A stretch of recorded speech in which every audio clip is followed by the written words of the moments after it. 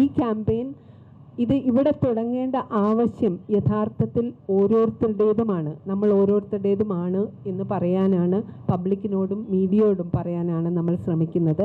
അതിൻ്റെ പശ്ചാത്തലത്തിലാണ് നമ്മൾ ഈ കഴിഞ്ഞ ഒരാഴ്ച പ്രവർത്തിച്ച് ഈ നേരത്തെ പറഞ്ഞ ഞങ്ങളുടെ കൂടെയുള്ള 200ഓളം ഞങ്ങളുടെ ഗ്രൂപ്പിലുള്ള ആൾക്കാരും സംഘടനകളും ഞങ്ങളെ സഹായിക്കുന്ന WCC പോലെയുള്ള സംഘടനകൾ ഒക്കെ ചേർന്നിട്ട് ഒരു കൺസെപ്ച്വൽ അണ്ടർസ്റ്റാൻഡിങ് ഉണ്ടാക്കുകയാണ് ചെയ്തത്.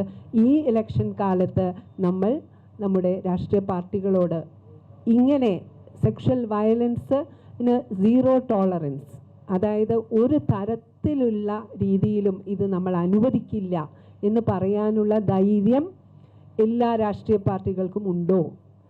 വോട്ടർമാരെ സമീപിക്കുന്ന എല്ലാ രാഷ്ട്രീയ പാർട്ടികൾക്കും ഇതിനുള്ള ധൈര്യമുണ്ടോ എന്ന് വോട്ടർമാരും മീഡിയയും അതിജീവിതരായിട്ടുള്ള മനുഷ്യരും ഒരുമിച്ച് ചോദിക്കുക എന്ന് പറയുന്ന വളരെ ഇമ്പോർട്ടൻ്റ് ആയിട്ടുള്ള കാര്യത്തിലേക്കാണ് നമ്മൾ കടക്കുന്നത്. അതിനുവേണ്ടി നമ്മൾ ഒരു 30 ഇന ഒരു പോയിൻറ്റേഴ്സ് ഉണ്ടാക്കിയിട്ടുണ്ട്. ആ പോയിൻറ്റേഴ്സിൽ നിന്നുകൊണ്ടാണ് നമ്മൾ ഇന്നലെ മുതൽ രാഷ്ട്രീയ പാർട്ടികളിലുള്ള പ്രധാനപ്പെട്ട നേതാക്കന്മാരെ കണ്ടു തുടങ്ങിയിട്ടുള്ളത്. ഇന്നലെ നമ്മൾ CPI, CPM, കോൺഗ്രസ് എന്നീ പാർട്ടികളുടെ ആൾക്കാരെ കാണുകയുണ്ടായി. ഇനി നമ്മൾ മുന്നോട്ട് അതുപോലെ BJPയുടെ പിന്നെ അവരെയും കാണാൻ ശ്രമിച്ചു, പക്ഷെ നമുക്ക് കാണാൻ സാധിച്ചില്ല. അങ്ങനെ എല്ലാവരെയും യാതൊരു വ്യത്യാസവുമില്ലാതെ എല്ലാ രാഷ്ട്രീയ പാർട്ടികളോടും ഈ ജെൻഡർ അജണ്ട, ഈ ഇൻ്റർസെക്ഷണലായിട്ടുള്ള ജെൻഡർ അജണ്ട നടപ്പാക്കാൻ നിങ്ങൾ തയ്യാറാണോ എന്ന് പോയിന്റ് ബ്ലാങ്ക് ആയിട്ട് ചോദിക്കുക എന്നുള്ളതാണ് ഈ ക്യാമ്പയിൻ്റെ ആദ്യത്തെ ഉദ്ദേശം. ആ ഉദ്ദേശം മുന്നോട്ട് പോകുന്നതനുസരിച്ച് യഥാർത്ഥത്തിൽ ഇത് നേരത്തെ പറഞ്ഞതുപോലെ ഇവിടെ അഭിജിത്തുണ്ട്, ചെറുപ്പക്കാരായിട്ടുള്ള മനുഷ്യർ ഏറ്റെടുക്കേണ്ട കാര്യമാണ്. ഇനിയുള്ളത് അവരുടെ ലോകമാണ്. അതുകൊണ്ട് നമ്മളിവിടെ ജീവിക്കുന്നില്ല എന്നല്ല, പക്ഷേ 35 വയസ്സിന് താഴെയുള്ള ആൾക്കാർ ഈ കാര്യം എങ്ങനെയാണ് ഏറ്റെടുക്കുന്നത് എന്നുള്ളത് വളരെ ഇമ്പോർട്ടൻ്റ് ആയിട്ടുള്ളൊരു ചോദ്യമാണ്. ആ ചോദ്യത്തിൽ നമ്മൾ എല്ലാ ചെറുപ്പക്കാരെയും ഇതിലേക്ക്, ഈ ക്യാമ്പയിനിലേക്ക് പ്രയോറിറ്റി ആയിട്ട് അവരെ ക്ഷണിക്കാനാണ് ഉദ്ദേശിക്കുന്നത്. അതുപോലെ നമുക്കറിയാം നമ്മുടെ മെൻ എഗൻസ്റ്റ് റേപ്പ് മുതലായ ഇൻ്റർനാഷണൽ സംഘടനകളുണ്ട്. ആ സംഘടനകളൊക്കെയും പല കാര്യങ്ങൾ ചെയ്യുന്നുണ്ട്. കേരളത്തിൽ എന്തുകൊണ്ട് ഇങ്ങനെ സംഘടനകൾ, പുരുഷന്മാർ ഇനിഷ്യേറ്റ് ചെയ്യുന്ന സംഘടനകൾ അല്ലെങ്കിൽ ഇനിഷ്യേറ്റീവുകൾ ഉണ്ടാകുന്നില്ല?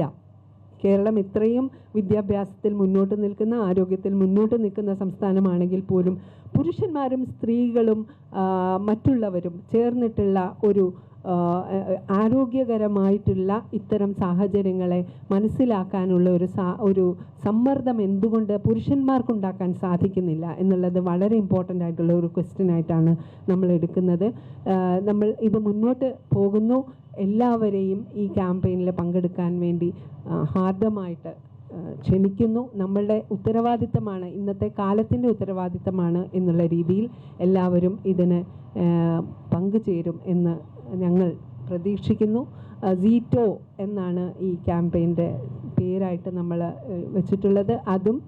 അതിൻ്റെ ലോഗോയും ഒക്കെ ചെറുപ്പക്കാരായിട്ടുള്ള മനുഷ്യർ തന്നെയാണ് ഉണ്ടാക്കിയിട്ടുള്ളത്. ചെറുപ്പക്കാരെന്ന് ഞാൻ ഊന്നി പറയുന്നത് ഇനിയും ഒരു കുറേ കൊല്ലങ്ങൾ കൂടുതൽ ജീവിക്കേണ്ട ആൾക്കാരെന്നുള്ളത് കൊണ്ട് മാത്രമല്ല, ഓരോ ജനറേഷനും വ്യത്യസ്തമായിട്ടുള്ള നിലപാടുകളാണുള്ളത്, വ്യത്യസ്തമായിട്ടുള്ള അറിവുകളാണുള്ളത്, വ്യത്യസ്തമായിട്ടുള്ള താല്പര്യങ്ങളിലാണ് അവർ ജീവിച്ചു വരുന്നത്. അപ്പോൾ അവരെ കൂടി ഇതിൽ മുന്നോട്ട് കൊണ്ടുവരിക എന്നുള്ളത്, ഇന്നത്തെ നമുക്കറിയാം രാഷ്ട്രീയ പാർട്ടികൾ എങ്ങനെയാണ്, അവരുടെ തലപ്പത്തിരിക്കുന്നവരിൽ എത്ര പേരുണ്ട് 35 വയസ്സിൽ താഴെയുള്ളവർ, അതുപോലെ സാമൂഹ്യമായിട്ടുള്ള പ്രതിബദ്ധതയുള്ള പ്രസ്ഥാനങ്ങൾ എത്ര പേരുണ്ട് 35 വയസ്സിൽ താഴെയുള്ളവർ, എത്ര പേരുണ്ട് സ്ത്രീകൾ, എത്ര പേരുണ്ട് മാർജിനലൈസ്ഡ് ആയിട്ടുള്ള ആൾക്കാർ. ഇതെല്ലാം വളരെ പ്രധാനമാണ്. ഇന്നത്തെ കാലത്ത് ഈ പ്രാധാന്യത്തോടുകൂടി ഈ വിഷയത്തെ സമീപിച്ചില്ലെങ്കിൽ വളരെ വലിയ പ്രശ്നത്തിലേക്കാണ് നമ്മൾ പോകുന്നത് എന്ന് പറയാനാണ് നമ്മൾ ശ്രമിക്കുന്നത്.